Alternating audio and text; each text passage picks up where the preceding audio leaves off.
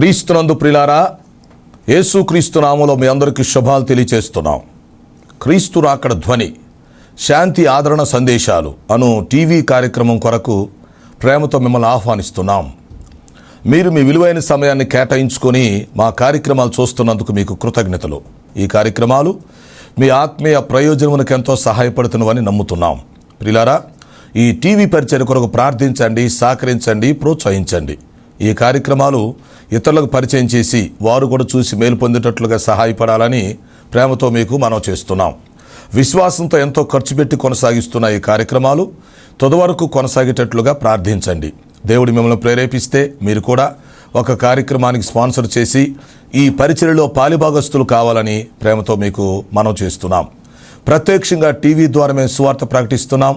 పరోక్షంగా ప్రార్థిస్తున్న వారు, సహకరిస్తున్న వారు, ప్రోత్సహిస్తున్న వారంతా ఈ పరిచర్యలో పాలిభాగస్తులు అని జ్ఞాపకం చేస్తున్నాం. యేసుక్రీస్తు వారు ఇచ్చిన గొప్ప ఆజ్ఞని మేము పాటిస్తున్నాం. మీరు వెళ్ళి సమస్త జనులను శిష్యులుగా చేయండి అని ప్రభువు చెప్పారు. కనుక ఈ టీవీ ద్వారా మీ గృహాల్లో ప్రవేశించి మిమ్మల్ని పలకరించి మీకు సువార్త చెప్పి మిమ్మల్ని ప్రభువు రాకడ కొరకు ఎత్తబడే దేవుని సార్వత్రిక సంఘం కొరకు సిద్ధపరచడానికి మా వంతు ప్రయత్నాన్ని మేము కొనసాగిస్తున్నాం. యేసుక్రీస్తు రెండవ రాకడను గురించి, ఈ ప్రపంచ భవిష్యత్తును గురించి అనేకమైన విషయాలు మనం తెలుసుకొని మనం సిద్ధపడి ఇతరులను ప్రభువు రాకడ కొరకు సిద్ధపరచడానికి దేవుడు మనకిచ్చిన ఈ మంచి అవకాశాన్ని మనం అందరం కలిసి ఉపయోగించుకుందాం. ప్రస్తుతం మనం యేసుక్రీస్తు రెండవ రాకడ వర్తమానాలు ఒక సబ్జెక్టుగా తీసుకొని సీరియల్గా ధ్యానం చేస్తూ ఉన్నాం. అవునా? గతంలో మనము 7 తీర్పులకు సంబంధించినటువంటి అంశాన్ని ముగించాం. అలాగే మొదటి రాకడకు రెండవ రాకడకు మధ్య ఉన్నటువంటి భేదాలు కూడా, ఈ అంశాన్ని కూడా ముగించడం జరిగింది. ఈ సమయంలో మరొక నూతనమైన అంశాన్ని మనం ధ్యానం చేయబోతున్నాం. అది రెండవ రాకడలో దేవుని బోర. అందరూ గుర్తుంచుకోండి, యేసుక్రీస్తు రెండవ రాకడ వచ్చినప్పుడు, దేవుని బోర ఓదబడినప్పుడు భూలోకములో జరిగేటువంటి ఫలితాలను గురించి వరుసగా మనం ధ్యానం చేయబోతున్నాం. ఓకే, ఈరోజు ఈ మొదటి వర్తమానంలో రెండవ రాకడ పరిచయాన్ని గురించి మనం నేర్చుకోబోతున్నాం. వాక్యం కొరకు మీ మనసులను సిద్ధం చేయండి. ప్రార్థన. తండ్రి, మీకు స్తుతి స్తోత్రాలు చెల్లిస్తున్నాం. రెండవ రాకడ వర్తమానాలు ఈరోజు 109వ వర్తమానం తీసుకోబోతున్నాం. సహాయం చేయండి. రెండవ రాకడలో దేవుని బోర, ఈ అంశంలో నుండి మొదటి వర్తమానం రెండవ రాకడ పరిచయంను గూర్చి మేము తెలుసుకోబోతున్నాం. మీరు బోధకులై మాకు బోధ చేయమని మనం చేస్తున్నాం. మీ దాసుని నన్ను బలపరిచి వాడుకోండి. ఈ కార్యక్రమం సహకరిస్తున్న కుటుంబమును దీవించమని మనం చేస్తున్నాం. రక్షణ లేని వారికి రక్షణ దయచేయండి. రక్షణ పొందిన వారిని సంఘంలో స్థిరపరిచి బలపరిచి మీ రాకడ కొరకు సిద్ధపరచమని మనం చేస్తున్నాం. మాకు అవసరమైన సందేశం దయచేసి మీరే మహిమ పొందమని యేసు పరిశుద్ధ నామములో అడుగుచున్నాను తండ్రి. ఆమేన్. ప్రియులారా, మంచిది. కూడి వచ్చిన మీ అందరికీ మరొకసారి శుభాలు, ప్రత్యేక వందనాలు తెలియచేస్తూ మిమ్మల్ని వర్తమానం కొరకు ఆహ్వానిస్తున్నాం. ఈరోజు మన ధ్యానాంశము రెండవ రాకడలో దేవుని బోర. దేవుని బోర పరిచయం. ఓకే, గమనించండి. మీరు వింటున్న చూస్తున్న ఈ వర్తమానాలు క్రీస్తు రాకడ ధ్వని యూట్యూబ్లో, ఫేస్బుక్లో మీకు అందుబాటులో ఉంటాయి. ఆ అవకాశాన్ని మీరు ఉపయోగించుకోవచ్చు. అలాగే ఈ క్రీస్తు రాకడ ధ్వని యూట్యూబ్ ఛానల్ని సబ్స్క్రైబ్ చేయండి. మీకు తెలిసిన వాళ్ళందరికీ షేర్ చేయండి. ప్రియులారా, ఈ వారంలో ఎవరైతే బర్త్డే, మ్యారేజ్ డే జరుపుకుంటున్నారో వారందరికీ మేము శుభాలు తెలియపరుస్తూ ఉన్నాం. ప్రస్తుతం మనము రెండవ రాకడ వర్తమానాలు ధ్యానం చేస్తున్నాం. ఓకే, సో ఈ వర్తమానాలు క్రమంగా మీరు వింటూ మంచి నోట్స్ని సిద్ధం చేసుకోండి.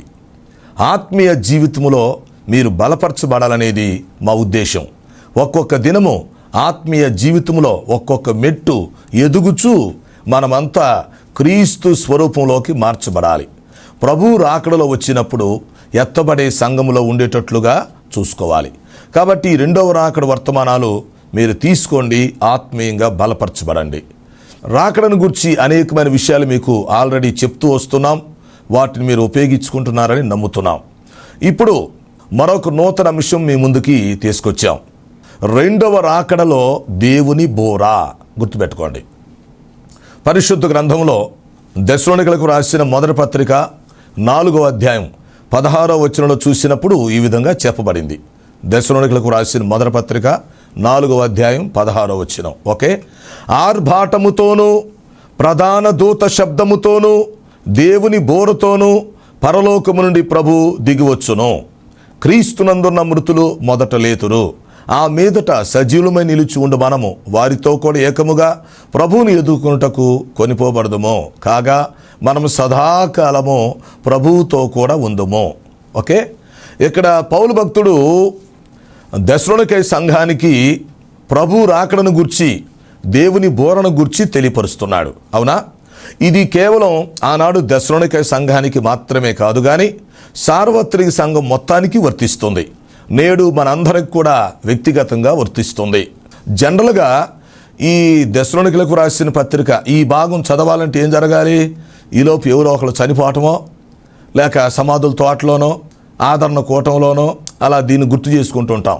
ప్రియులారా, అర్థం చేసుకోండి, ఈ భాగం కేవలం ఒక వ్యక్తి చనిపోయినప్పుడు మనకి గుర్తుకు రావడం కాదు. ఇది ప్రతిరోజు గుర్తు చేసుకోవలసిన విషయం.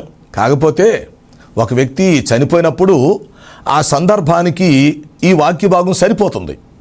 ఆ సందర్భానికి సరిపోతుంది కానీ ప్రతిరోజు దీన్ని మనం గుర్తు చేసుకోవాలి. ఇక్కడ 2 విషయాలు ఉన్నాయి.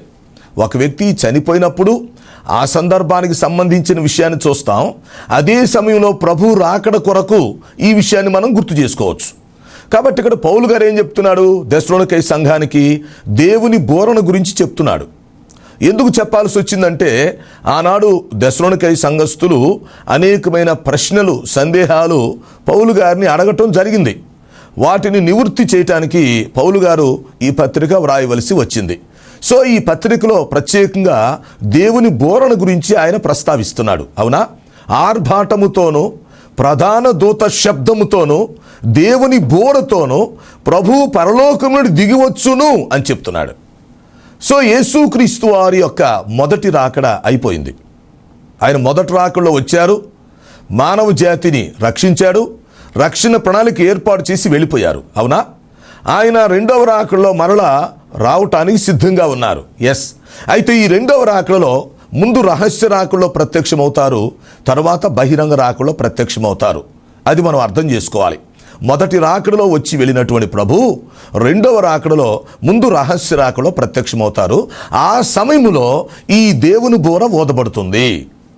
ఒక్క మాటలో చెప్పాలంటే దేవుని బోర ఊదబడినప్పుడు ఈ ప్రపంచం ముగింపు చేరుకుంటుంది. ఆదాము హవ్వల ద్వారా ప్రారంభించబడినటువంటి ఈ మానవ జాతి చరిత్ర దేవుని బోర ఊదబడినప్పుడు ముగింపుకు చేరుకుంటుంది. అది మనం గ్రహించాలి. కాబట్టి ఈ రెండవ రాకడ సబ్జెక్ట్లో దేవుని బోర అనేది చాలా ప్రాముఖ్యమైంది. దేవుని బోర మరి ఎవరు ఊత్తారు, ఎప్పుడు ఊత్తారు, ఎక్కడ ఊత్తారు, ఎలా ఊత్తారు, ఎందుకు ఊత్తారు, ఆ బోర ఊదబడినప్పుడు ఏమి జరుగుతుంది? సో దేవుని బోరకు సంబంధించిన సందర్భం మనకు కావాలి. దేవుని బోరకు సంబంధించిన పరిచయం మనకు కావాలి. అంతేకాదు దేవుని బోర ఊదబడినప్పుడు భూలోకంలో జరిగేటువంటి ఫలితాలు, కార్యాల గురించి కూడా మనం ఆలోచించాలి. వచ్చే కార్యక్రమాల్లో ఆ ఫలితాలు కూడా మీకు వరుసగా తెలియపరచడానికి మేము ప్రయత్నం చేస్తాం. అయితే ప్రస్తుతానికి ఈ దేవుని బోరను మనం పరిచయం చేసుకోవాలి. దేవుని బోర అనగానే మీకు ఏం గుర్తుకు రావాలంటే యేసుక్రీస్తు రెండవ రాకడలో ముందు రహస్య రాకడలో ప్రత్యక్షమయ్యేటువంటి సందర్భం అని అర్థం చేసుకోవాలి. అవునా?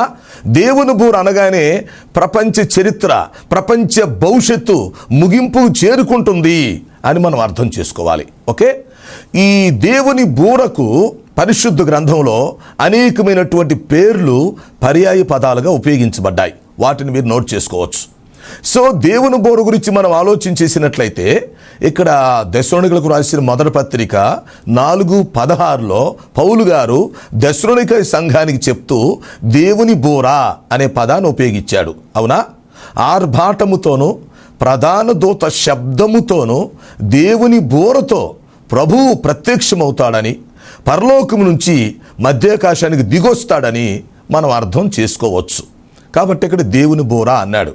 కొరింథీయులకు రాసినటువంటి మొదటి పత్రిక 15:52లో మనం చూస్తే అక్కడ కడబోరా అనే పదం ఉపయోగించబడింది. అక్కడ పౌలు గారు ఏం చెప్తున్నాడు కొరింథీ సంఘానికి? ప్రియులారా, మీకొక మర్మము తెలపగోరుచున్నాను అంటున్నాడు. బైబిల్ అనేకమైన మర్మాలు ఉన్నాయి, అందులో దేవుని బోరకు సంబంధించింది ఒక మర్మం. అందుకని మీకు ఒక మర్మము తెలపగోరుచున్నాను అంటున్నాడు. ఏమిటా మర్మం? మనమందరము నిద్రించము, కానీ ఏం జరుగుతుంది? నిమిషములో మార్పు చెందుదుము, కడబోర మ్రోగును, మృతులు అక్షయులుగా లేపబడుదురు అని చెప్తున్నాడు. చూసారా? అంటే ఒక క్షణము ఈ బోర అనేది ఊతపడుతుంది, అప్పుడు మృతులు అక్షయులుగా లేపబడతారు, బ్రతికున్న వారు సజీవులుగా ఎత్తబడతారు. అయితే దీన్ని దేవుని బోర అని ఎందుకు చెప్తున్నామంటే, కృపాయుగంలో మానవ జాతి రక్షించబడుటకు ఇది చివరి అవకాశం మనం అర్థం చేసుకోవాలి. కనుక ఈ చివరి అవకాశాన్ని కడబోర అని పిలుస్తున్నాం. కొందరు ఎలా వ్యాఖ్యానిస్తారంటే, ప్రకటన గ్రంథంలో 7 బోర్లు ఉన్నాయి కదా, అందులో 7వ బోర కడబోర అని తీసుకొచ్చి ఇక్కడ కలుపుతారు. అయితే అది వాస్తవమని మనం చెప్పలేం. ఇక్కడ ఆలోచించాల్సిన విషయం, దెస్సలోనికయ పత్రికలో మొదటి పత్రికలో చెప్పబడినటువంటి దేవుని బోరని ఇక్కడ కొరింథీ పత్రికలో మనం కడబోరగా తీసుకోవచ్చు. ఇది దేవుని బోర. ఎందుకని? దేవుడు ఊదవలసిన బోర ఇది. అయితే ఆ బోర ఎవరు ఊతారు? యేసుక్రీస్తు వారు ఊతారు. దేవుని యొక్క అద్వితీయ కుమారుడుగా, దేవుని యొక్క అధికారము కలిగినటువంటి ఈ బోరను యేసుక్రీస్తు వారు ఊతారు. సో అలాగే దీన్ని కడబోర అని పిలుస్తున్నాం. కారణం ఏంటి? ఇది కృపాయుగములో చిట్ట చివరిలో ఊదబడుతుంది. అంటే మానవ జాతి రక్షించబడుటకు, ఎత్తబడే సంఘములో వెళ్ళుటకు అది చివరి అవకాశం అని మనం అర్థం చేసుకోవచ్చు.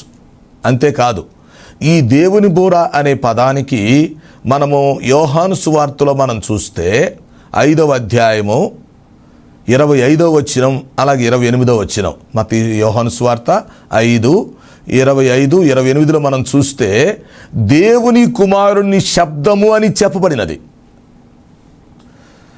మృతులు దేవుని కుమారుని శబ్దము వినుగడియవచ్చును, వచ్చేవన్నది. సో ఇక్కడ దేవుని బోరని దేవుని కుమారుని శబ్దము అన్నాడు. అంటే యేసుక్రీస్తు వారి యొక్క శబ్దాన్ని మనం దేవుని బోరగా తీసుకోవచ్చు, సమస్య ఏం లేదు.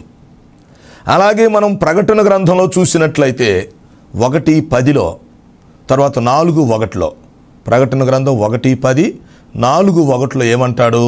బోర ధ్వని వంటి స్వరము అన్నాడు. అవును, దేవుని యొక్క స్వరం ఎలాంటిది? బోర ధ్వని వంటి స్వరము. యోహాను భక్తుడు పద్మాసు దీవులో ఉన్నప్పుడు యేసుక్రీస్తు వారు బోర ధ్వని వంటి స్వరముతో ఆయన మాట్లాడినట్టుగా ఇక్కడ మనం చూస్తాం. 1వ అధ్యాయం 10వ వచనంలో మాట్లాడారు, తర్వాత 4వ అధ్యాయం 1వ వచనంలో మాట్లాడారు. గనక నేను వినిన స్వరం బోరధ్వని వలె మరలా నాతో మాట్లాడుతున్నాడు అని యోహాను భక్తుడు చెప్తున్నాడు. సో ఇక్కడ మనకేమర్థమవుతుంది?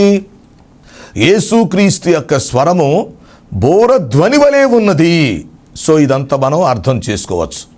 కీర్తన 29 తర్వాత మీరు చదువుకుంటే ఆ 29వ కీర్తన అంతట్లో దేవుని స్వరము ఎలాగా బోరధ్వని వలె ఉంటుందో, దేవుని స్వరం ఎలాగా ప్రత్యేకంగా ఉంటుందో, దేవుని స్వరములో ఎంత శక్తి ఉందో, దేవుని స్వరం మరి ఓదబడినప్పుడు లేక ధ్వనించినప్పుడు ఎలాంటి కార్యాలు జరుగుతాయో 29వ కీర్తనలో మనం చూడవచ్చు.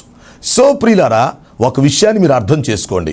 ఇక్కడ దేవుని బోర అన్నప్పుడు దానికి సంబంధించిన కొన్ని పేర్లు, పర్యాయ పదాలు మనం గుర్తుపెట్టుకోవాలి, కన్ఫ్యూజ్ అవ్వకూడదు. దేవుని బోర, కడబోర, అర్థమైందా? అలాగే దేవుని కుమారుని శబ్దం, తర్వాత బోరధ్వని వంటి స్వరం, దేవుని స్వరం, ఇట్లాగ ఈ పాదాలన్నింటినీ మనం గుర్తుపెట్టుకోవాలి. మొత్తానికి యేసుక్రీస్తు 2వ రాకడ వస్తుంది. దానికి ముందు రహస్య రాకడ వస్తుంది. ఆ రహస్య రాకడలో ఈ దేవుని బోర ఓదబడుతుంది అని మనం అర్థం చేసుకోవాలి. ఓకే, తర్వాత ఈ దేవుని బోర యొక్క సందర్భాన్ని కొంచెం లోతుగా మనం ఆలోచించేస్తే, ఇది దేవునికి సంబంధించిన బోర. అంతేకాదు, ఈ బోర ఊదే అధికారం దేవుడే కలిగి ఉంటాడు. అందుకే దీన్ని దేవుని బోర అన్నారు. అర్థమైందా? దేవుని బోర అంటే దేవుడే అధికారం కలిగి ఉంటాడు. అంటే ఆయన బోర ఊదొచ్చు, లేదా ఆయన స్వరమే బోర వంటిది, అది ఒకే. కాబట్టి ఇది దేవుని బోర. అయితే ఈ బోరని ఎవరు ఊదుతారు? యేసుక్రీస్తు వారు ఊదుతున్నారు. ఒక దేవదూత ఊదటానికి కుదరదు.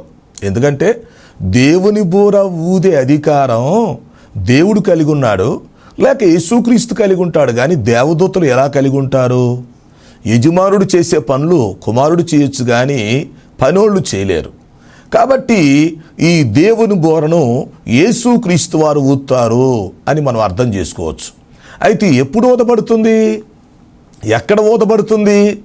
ఎందుకు ఊదబడుతుంది? ఎలా ఊదబడుతుంది? ఆ విషయాలు మనం గ్రహించాలి.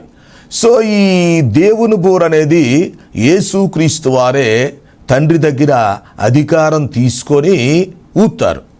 మనం మత్తయి సువార్తలో 11:27 చూస్తే, మత్తయి సువార్త 11:27లో యేసుక్రీస్తు వారు ఏం చెప్తున్నాడు? తండ్రి ద్వారా ఆయనకి సమస్త అధికారం అప్పగించబడింది అని చెప్తున్నాడు. అధికారం కలిగి ఉన్నటువంటి తండ్రి మరి సమస్త అధికారాన్ని యేసుక్రీస్తు వారికి అప్పగించినట్లుగా ప్రభు చెప్తున్నారు. సో అందులో ఈ దేవుని బోర ఊదేటువంటి అధికారం, ఆధిక్యత యేసుక్రీస్తు వారికి ఉంది. సో ఈ దేవుని బోరను యేసుక్రీస్తు వారు ఊదుతారని మనం అర్థం చేసుకోవచ్చు. ఆయన స్వరమే బోరతో సమానం. ఓకే, సరే. ఇంకొక విషయం ఏంటంటే, ఆయన ఎప్పుడు ఊదుతారు? ఆయన తన రహస్య రాకడలో వచ్చినప్పుడు ఊదుతారు. అది దేవుని బోర ఊదబట్టం అనేది ఆయన రహస్య రాకడలో వచ్చినప్పుడు జరుగుతుంది. ఆయన పరలోకముల నుండి మధ్యాకాశమునకు వచ్చినప్పుడు జరుగుతుంది. ప్రభు పరలోకము నుండి దిగివచ్చును అన్నాడు. సో దిగొచ్చి ఎక్కడికి వస్తాడు అనందు వాక్యంలో? మరి పరలోకం నుండి దిగొస్తాడు అన్నాడు, కానీ ఎక్కడికి వస్తాడో చెప్పలేదు.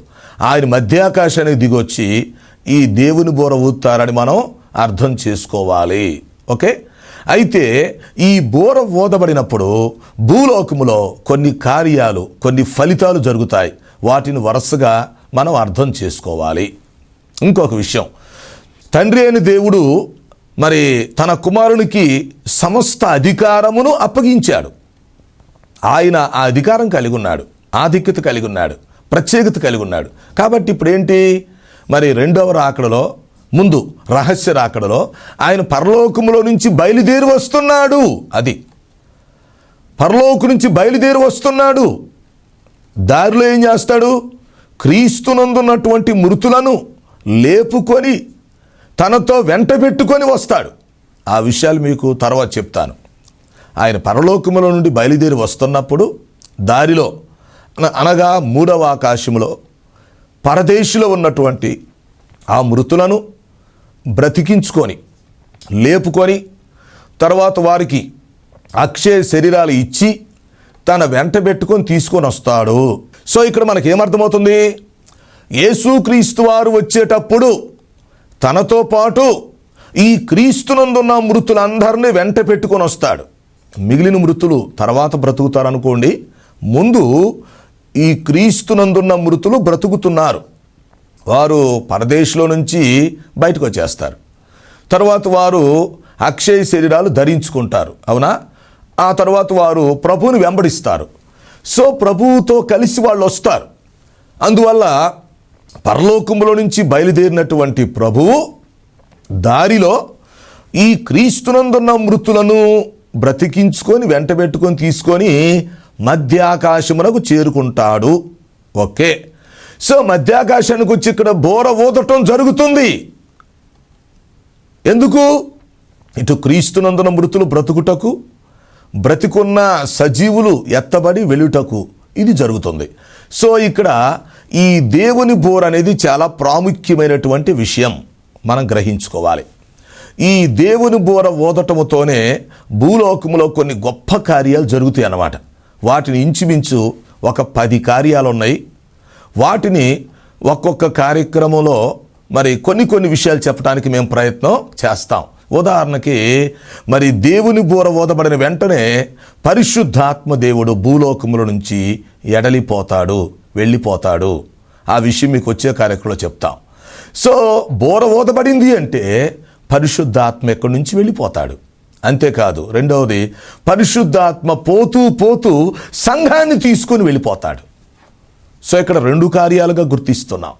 ఒకటి, పరిశుద్ధాత్మ ఎడలిపోతాడు, అవునా? రెండవది, పరిశుద్ధాత్మ వెళుతూ వెళుతూ సంఘాన్ని తీసుకొని వెళ్ళిపోతాడు. సంఘాన్ని తీసుకెళ్ళి అక్కడ మధ్యాకాశంలో కలుపుతాడు. అంతేకాదు, బోర ఊదబడిన వెంటనే భూలోకములో ఈ కృపాయుగం అనేది సమాప్తమైపోతుంది. ప్రస్తుతానికి దేవుడు చూపిస్తున్న ఈ కృప బోర ఊదిన వెంటనే సమాప్తమైపోతుంది. నాలుగోది, ఇశ్రాయేలు ప్రజలు తిరిగి తమ స్వదేశానికి వచ్చేస్తారు. ఐదవది, సువార్త తలుపులు మూయబడతాయి, వాక్యం అనే కరువు వస్తుంది. 6, అంత్యక్రీస్తు రాజ్య స్థాపన, అతని పరిపాలన మొదలవుతుంది. 7, శ్రమల యుగం మొదలవుతుంది. 8, ఇద్దరు సాక్షులు దిగొస్తారు. 9, యెరూషలేములో దేవాలయం తిరిగి కట్టబడుతుంది. 10, రెండవ రాకడకు సంబంధించినటువంటి గుర్తులు, సూచనలు, ప్రవచనాలు నెరవేర్చబడతాయి. సో ఇవన్నీ కూడా మనం వచ్చే కార్యక్రమాల్లో తెలుసుకోవాలి, వివరంగా లోతుగా తెలుసుకోవాలి. దేవుని బోర ఊదబడిన వెంటనే భూలోకములో ఈ కార్యాలు జరగబోతున్నాయి. కాబట్టి ఇప్పుడు మనం ఏం ఆలోచిస్తున్నాం? ప్రభు రాకడ కోసం ఎదురు చూస్తూ ఆలోచిస్తున్నాం. ప్రభు రాకడలో ముందు రహస్య రాకడ కోసం ఆలోచిస్తున్నాం. ఎందుకు? ఆ రహస్య రాకడలో దేవుని బోర ఊదబడుతుంది కాబట్టి, బోర ఊదబడినప్పుడు పరిశుద్ధాత్మ దేవుడు సంఘాన్ని తీసుకుని వెళతాడు గనుక ఆ ఎత్తబడే సంఘములో మనము ఉండుటకు ఆశపడుతూ, సిద్ధపడుతూ, కనిపెడుతూ, ఎదురు చూస్తూ ఉండాలి. కాబట్టి ఈ విషయాలని మీరు గమనించాలి. దేవుని బోర ఊదబడిన వెంటనే భూలోకములో కొన్ని గొప్ప కార్యాలు జరుగుతాయి.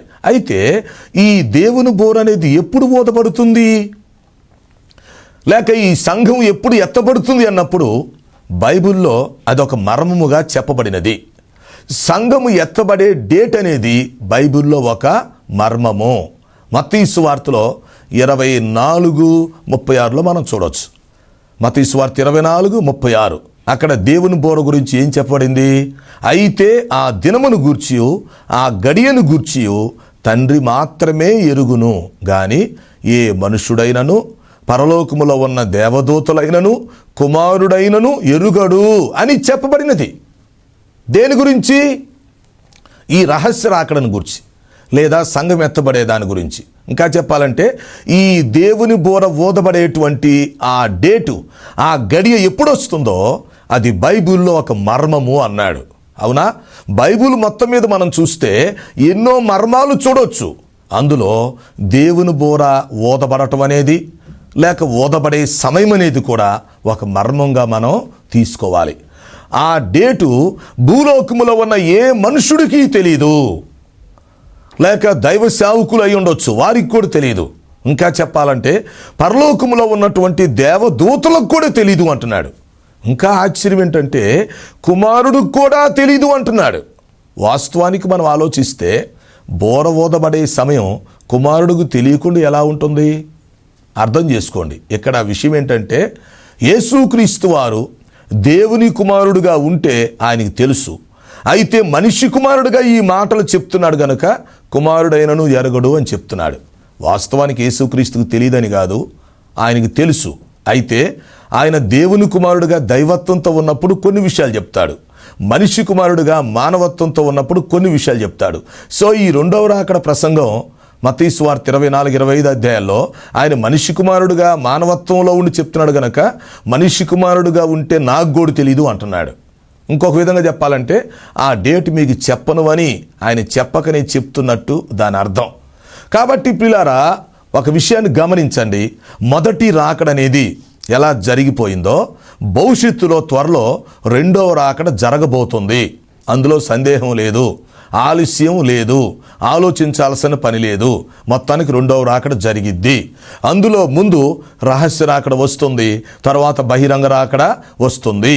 రహస్య రాకడ వచ్చినప్పుడు దేవుని బోర ధ్వనిస్తుంది. ఎస్, ఆయన పరలోకములో నుంచి బయలుదేరి మధ్యాకాశమునకు వచ్చి ఆర్భటించి భూ భూ అని బోర ధ్వనించినప్పుడు, అవును, మానవ జాతి చరిత్ర, మానవ జాతి భవిష్యత్తు ముగింపుకు చేరుకుంటుంది. ఇంకా చెప్పాలంటే రెండవ రాకడ ప్రోగ్రాం, రెండవ రాకడ ప్రణాళిక మొదలవుతుంది అని తెలుసుకోవాలి. ఇంకా చెప్పాలి అంటే ఈ దేవుని బోర ఓదబడిన తర్వాత కొంతకాలమునకు పాత సృష్టి పూర్తిగా నాశనమై నూతన సృష్టి మళ్ళీ జరిగిద్ది అని మనం అర్థం చేసుకోవాలి. ఓకే, సింపుల్గా మీకు చెప్పాలంటే చిన్న ఉదాహరణ చెప్పొచ్చు. ఈ దేవుని బోర ఎలాంటిది అంటే, ఎలా సిద్ధపడాలంటే ప్రియులారా గమనించండి. ఇప్పుడు స్టూడెంట్స్ ఉంటారు, వీళ్ళు పరీక్షలు వ్రాయటానికి వెళతారు. పరీక్షలు రాసేటప్పుడు ఏం జరుగుతుంది, వాళ్ళకు ఒక 3 గంటల సమయం ఇచ్చారు అనుకోండి, టైం, అవునా? వాళ్ళు చక్కగా క్వశ్చన్ పేపర్ తీసుకొని సీరియస్గా వ్రాస్తున్నారు అనుకోండి, ఓకేనా? సరే, ఇప్పుడు ఏమైంది, ఈ సమయం అయిపోయే లోపు ఒక 5 నిమిషాల ముందు టాంగ్ టాంగ్ టాంగ్ అని బెల్లు కొడతాడు. దేనికి తెలుసా? ఎగ్జాము రాయమని కాదు, వ్రాసిన వరకు చాలు, క్వశ్చన్ పేపర్ ఇచ్చేయండి అని చెప్పడానికి, ఎగ్జామ్ ముగించమని చెప్పడానికి. సో వెంటనే ఏమవుతుందో తెలిసినా, అది వార్నింగ్ బెల్లు. ఆ బెల్లు కొట్టిన వెంటనే ఆన్సర్ షీటు తీసేసుకుంటారు, అవునా? ఈలోపు ఏం చేయాలి, ఆ బెల్లు కొడుతూ ఉండగానే వెంటనే మరి హాల్ టికెట్ నెంబర్ వేసేసుకొని, సీరియల్ నెంబర్ వేసేసుకొని సిద్ధపడాలి. లేకపోతే ఏమవుతుందంటే ఆ ఆన్సర్ షీట్ తీసుకెళ్ళిపోతారు.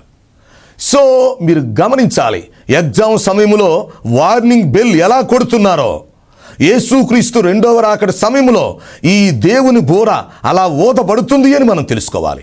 కాబట్టి ఆ దేవుని బోర ఊదబడే లోపు మనం రక్షణ పొంది మనం సిద్ధపడగలిగి ఉండి అనేక మందిని రక్షించుటకు, సిద్ధపాటు కలిగి ఉంచుటకు మనం ప్రయత్నం చేయాలని దేవుని యొక్క వాక్యం హెచ్చరిస్తుంది. అట్టి కృపను దేవుడు మనందరికీ దయచేయను గాక. ఆమేన్. ప్రార్థన. తండ్రి, నీకు స్తోత్రాలు. విన్న వర్తమానం మా హృదయాల్లో ఫలింపు చేయమని మనం చేస్తున్నాం. దేవుని బోరు కొరకు మమ్మల్ని సిద్ధపరచమని మనం చేస్తున్నాం. ఎస్, రక్షణ లేని వారికి రక్షణ దయచేయండి. సమస్యలతో, అనారోగ్యత అవసరం వారికి సహాయం చేసి మహిమ పొందమని యేసు పరిశుద్ధ నామములో అడుగుచున్నాను తండ్రి. ఆమేన్.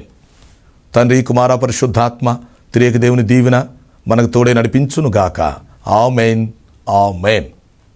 ప్రియులారా, ఈ కార్యక్రమాలకు మీరు స్పాన్సర్ చేయాలని ఆశించినట్లయితే మా సెల్ ఫోన్ నెంబర్కి SMS చేయాలని మీకు మనం చేస్తున్నాం.